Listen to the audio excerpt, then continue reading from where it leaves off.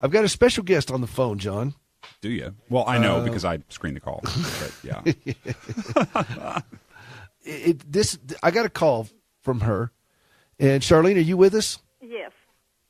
Charlene, I love your story.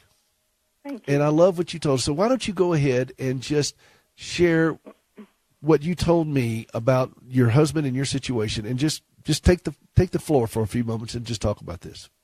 Well, he fell off the roof of our house in '01, and he wasn't supposed to live, so I had him for 17 years, longer than medical science said I would. So I'm very thankful for that.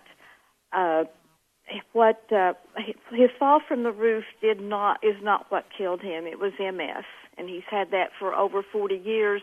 And until February, when he had a stroke, he could still walk, which is amazing to be as old as he was with MS and be able to walk.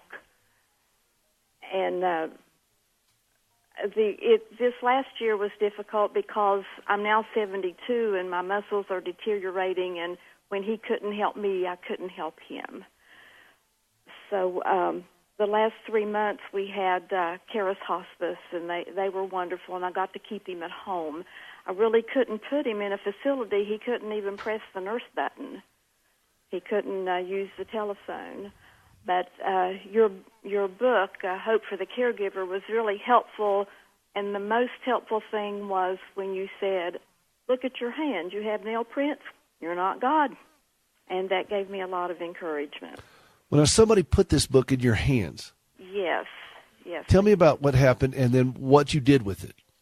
A friend at church that I know because she works in the prayer room, Wendell Smith, had a book mailed to me that she ordered. And so I started reading a chapter every day. When I got to the end, I started all over, and I just kept doing that. And the day before he died, I had read the last chapter for however many times I had read the whole book. God is so coordinated. When you told me that, I was just really floored that you read this thing repeatedly. Yes. And then you got to the last chapter for the umpteenth time, mm-hmm. and then he passed away and stepped into heaven. Yes, he donated his body to Vanderbilt, excuse me, and when they took him out of the house, I said, Steve, I'll see you in the rapture. It is so good to have hope, so good. Well, now, how are you doing? No, when was this, by the way? September 29th of this year. Now, how are you doing right now? Well, I've had some really tough days the last few days, but most of the time I'm doing okay. What do you have planned for Tuesday, for Christmas Day? Well, a friend that sat beside of me in the church orchestra has invited me to dinner, and I'm having a friend and her husband over for Christmas supper. Now, do you play? What do you play in the orchestra? The flute. I had to retire from the orchestra. Well, do you still play the flute at all? No, because it was really astonishing to me that as my muscles deteriorated with age, that wasn't astonishing, but the mouth also has muscles, and they deteriorated, and I couldn't maintain the tone on the flute. I couldn't stay in the right key. Well, I have that problem sometimes myself, too, but for entirely different reasons there. Well, are you, so you're not going to be alone on Christmas? No, I'm not, and my stepson and his wife are coming next Saturday, and we're going to do our traditional Christmas then. What is something that you and your husband like to do for Christmas? We played a lot of Christmas music, and we had a Christmas brunch with his children. And you're going to maintain that? So far we are, yes. Yeah, I even hung up his stocking this year, and then I saw a movie where an old woman had hung up her husband's Christmas stocking, so I thought, well, I'm not the only one, you know. No, you're not, and it's okay. Yeah. What about what about a favorite meal that you two like together at Christmas time, or a favorite dish or dessert or something? It was a steak, biscuits, and fruit salad. That was our traditional family Christmas steak, meal. Biscuits, and fruit salad. Steak and biscuits and with fruit Oh, salad. steak and biscuits, not steak biscuits. Yeah. All home cooked. All home cooked. John, did you hear all that? And I'm sorry. I'm just really. I want steak biscuits now. are you going to have steak and biscuits and fruit salad? We are on Saturday, January 5th. All right. Those are things that are worth preserving, Charlene, and I do appreciate that you took the time to reach out with this. You know, when I wrote the book, I kind of threw a lot of things out to the wind. The publisher originally wanted a book of a lot of nice quotes, and it had kind of platitude kind of quotes when I really saw what they were looking for. I mean, it almost like reading a Hallmark card. Oh. And I said, no, I'm not doing this. Yeah. Here's what I'm going to do, because I know caregivers, and they don't need platitudes. They don't need syrupy. They don't need what other people may think what's going on. They need somebody who can speak directly to their heart and fluent caregiver. Exactly. And so I really set out to write it to myself. You know, I was 22 years old when I became a caregiver. I asked Gracie to marry me when I was 22. She's already hurt when I asked her to marry me. And Charlie, I was just dumb as a box of rocks. I mean, I'm just clueless. And I didn't know how to take care of somebody who was hurt. And no, you wouldn't. You had no, nothing to connect you to that. And so I thought, what would I say to that young man? To say, here's what's coming down the road, and here's what you need to be prepared for, son. And so when I went back to the publisher with it, they really liked it. They liked it a lot, because but they would have never planned it out that way. They really envisioned it being more of just kind of inspirational quotes. And I said, no, we got to give caregivers more than that. And you have reaffirmed to me that we made the right call, that we spoke to your heart on this. And because I've said this, now you feel free to disagree with me. I mean, it's not going to hurt my feelings, but I think that you and I are in sync on this, that I've said that it doesn't matter what you try to do for a caregiver. If you don't speak to their heart issue, which is so squirrely and so broken and so messed up and so hurting, that they're not going to be able to really process anything else until you can talk to their heart. Oh, you are right. And the woman that had the book, she ordered the book and had it mailed to me, she's given that to many people. Many people have been helped through her.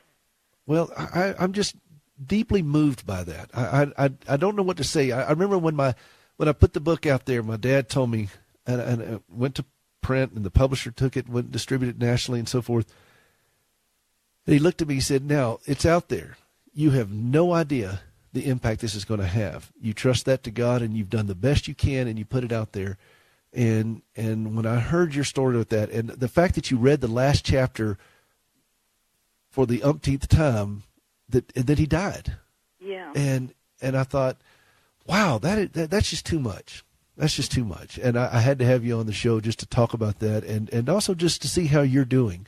Because a lot of people are in that situation right now, Charlene, that they're struggling at the holidays, and some of them have not been able to quite say goodbye simply because their loved one's still with them, but they're not with them, if you know what I mean. Yeah, and sometimes I'll look over on his side of the bed to see if he's okay. You know, or I'll get up in the middle of the night to let the dog out, and I want to see if he's okay, and he isn't there. And I want to say, when Steve wakes up, I'm going to tell him. Well, he's not going to wake up. So I started writing it down in a notebook, the things I would tell him if he were still here. I'm glad you're doing that. I'm sorry, that just touched my heart. Thank you for sharing that. You're welcome. That's a deeply personal thing that you just shared, and I think that listeners all over the country now that just heard you say that really understand that, they see that is a powerful moment, and thank you for writing them down, and I hope that they'll be a series of thoughts that maybe you can share with others in a way down the road here for you because I think you have brought such a healthy way of looking at this that I just didn't expect today. I really didn't, and I encounter so many people who are just all over the map and they're struggling, and here you come in this, and yes, you're grieving, and you grieve with great depth, but you're just dealing with it in such a remarkable way. Tell me about your what is a scripture that you hang on to in times like this when it really kind of hits you? What's a scripture that you feel that just anchors you back? Psalm 119. That was, Steve and I did not have a song, but we had a psalm. Not 119, I'm sorry, 139. Psalm 139. I was clinically depressed after we got married, and he sat in his recliner and held me like I was one of his children and read Psalm 139 to me, and that has a lot of meaning to me. Can you share some of it with us? Well, God knew us when we were in our mother's womb, and He knew what He had planned for us. And so He knew that He was going to lead me through this, and He knows what He's going to do for the rest of my life. According to my gene pool, I'm 72, and I have 21 more years to go. I don't know if God will leave me around that long or longer, but everyone in my family seems to live to 93. I'm trusting Him, and to see, what's going to happen next. He has a plan. He always has a plan. Now, you're in a good church situation, aren't you? Oh, yes. And they look after you. Mm-hmm, they do. I'm in a grief group once a month, and friends take me to lunch or dinner or come over and help me organize a room. And, yeah, they're very supportive. And so are my neighbors. If you would, we only got just about a minute or so, but if you would have one thing to say to pastors, church leaders, and so forth about grieving widows or widowers here at Christmas time, particularly when it's so fresh like yours is just in September, what would you want to say to them? Visit the widow and talk to her and allow her to talk, because talking and writing stuff down helps me. I email a lot of family members, all the junk going through my mind, and when you dump all that stuff out of your brain, it helps. It helps me deal with it. When I think somebody else can say, "Oh, poor baby," it gives me encouragement. Great words on that, and because I think a lot of times we are so quick to offer consolation, but not necessarily offer listening. Yeah. And you require both, and mostly just the presence of someone who is tuned in to the fact that this is a very deep place of grief. I remember one lady called in the show, and her son had passed away, and it was a tough time. And she said, somebody at church asked her, "Well, when are you going to stop crying about it?" And I was so indignant at that question, because I thought, that's a stupid question. You don't tell somebody, hey, get over it, when you lose somebody like that, and when are you going to stop crying? And I thought, gosh, that is an insensitive, stupid question. And all of creation groans. Well, God didn't design us for this. The design was for Adam to eat of the tree of life and we live forever. So we're not programmed for losing people like this. Well, we're not, and we have to lean on each other and lean on Him, more importantly. And I go back to what Scripture says: all of creation is groaning. Oh, because things are just broken. And you groaned with your husband as he went through MS, and then which ultimately probably, I guess that's why he fell off the ladder. Is that right? It could be, but he doesn't know. He can't remember the fall, and I said that's probably from God. That would be horrible to remember that. Well, I think so too, and we'll land on that. How about that? Okay. Well, listen, Charlene, we're going to come up here to the break here in just a second, but you shared your heart with us in a very meaningful way. This is it's a season of joy, but for so many, there's a lot of difficult things, mm-hmm. and you've helped us face those in a beautiful way. And I thank you. I really thank you for coming on the show and sharing your heart. And I want you to have a Merry Christmas. Thank you. I'm working on that. We're going to lift you up in prayer about that, and also we're there with you in spirit and heart. Thank you very much. Thank you. Thank you for calling. This is Peter Rosenberger. This is Hope for the Caregiver. I got a special treat for you in the next segment with Gracie, and I'm just very moved by that. And we'll put this out a little later on the podcast. It's just such a great testimony. HopeForTheCaregiver.com. You can see more there. Go check it out and see how you can work towards being a healthy caregiver. Healthy caregivers make better caregivers. We'll be right back.